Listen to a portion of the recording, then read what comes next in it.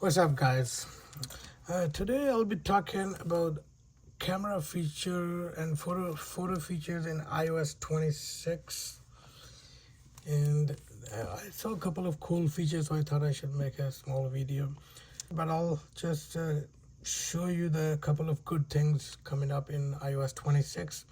So if you go into photo here, you only see two options here, photo and video. While if you tap and hold, then you can see more options. Okay, this is a new feature in iOS 26. I don't think it was existed in older iOSs. And you can also slide from the screen as well to the left and right. And also there is a cool feature that you can convert any picture to 3D picture. Just take a normal picture and convert it to 3D. So I'll also show you at the end like how can you do that.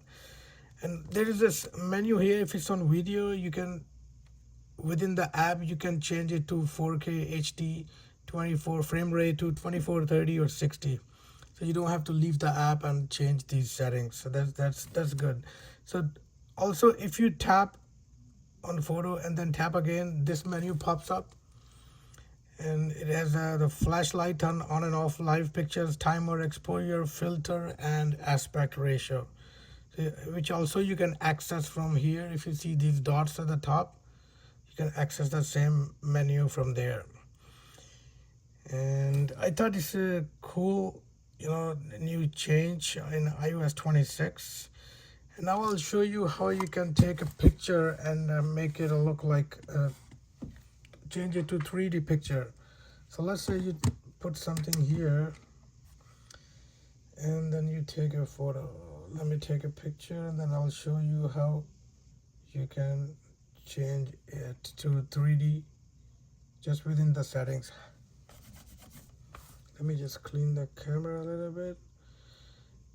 And let's say I have taken this picture. Okay, so go to picture, and you can see here at the top right corner, if I click here, and as you can see, it's transforming it into 3D picture. Now if I move the camera, you can see here it almost hides the back of the stand thingy. Let me zoom it a little bit. So it really puts a bouncy effect in it, and as you can see, the thing is moving in the back. So you can change any picture to a 3D picture. That's a cool feature in iOS 26. So I thought we should discuss it. And other than that, so far it's running good. I don't see any major bugs in it.